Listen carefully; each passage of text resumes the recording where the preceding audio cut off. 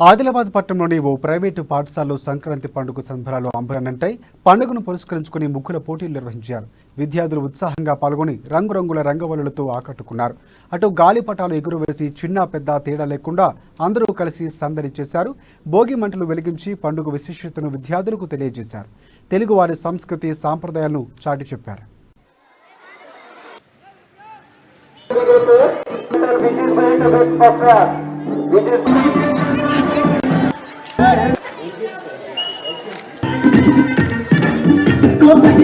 పెద్ద మొత్తంలో జరుపుకునే పండుగ వచ్చేసరికి ఒకటి దసరా, మరొకటి సంక్రాంతి పండుగ.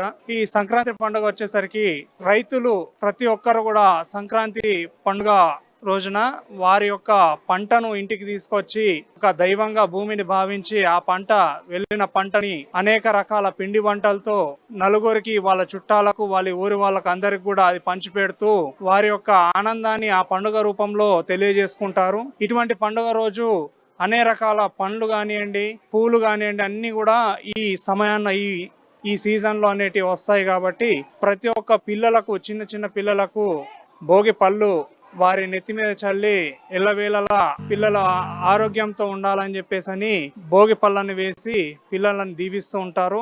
అలాగే ఇంట్లో కూడా పిండి వంటలతో ఇటువంటి పంటలు ఎల్లవేళలా మాకు రావాలని చెప్పేసి